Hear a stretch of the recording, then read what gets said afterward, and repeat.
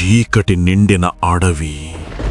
ఒక రాక్షసుడు రంభుడు నీటిలో ఉన్న ఒక మహిషాన్ని అంటే గేదెకు ఆకర్షితుడవుతాడు. ఆ అపవిత్ర కలయిక నుండి ఒక వింత ఆకారం పుడుతుంది. సగం మనిషి సగం మహిషం రూపంలో ఉన్నటువంటి మహిషాసురుడు జన్మిస్తాడు.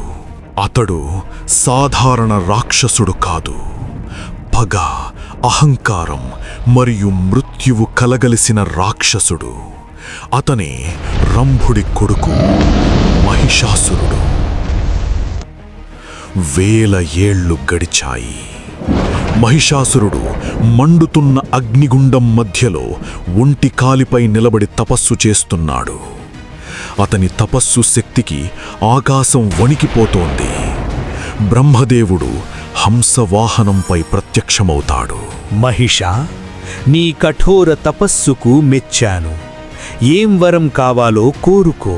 దేవా, నాకు చావులేని వరం కావాలి. ఈ సృష్టిలో ఏ ప్రాణి నన్ను చంపలేకపోవాలి. జననం ఉన్న చోట మరణం తథ్యం మహిషా. మరో వరం కోరుకో. అయితే వినండి, ఏ పురుషుడి చేతిలోనూ నాకు మరణం ఉండకూడదు.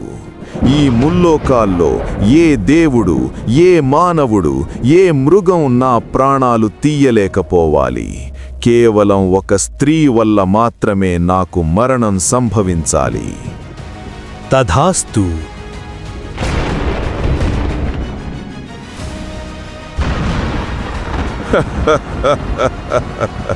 బ్రహ్మదేవుడా, నువ్వు తప్పు చేశావు.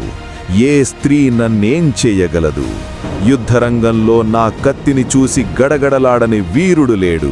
అటువంటిది ఒక అబల నన్ను సంహరిస్తుందా? అసాధ్యం.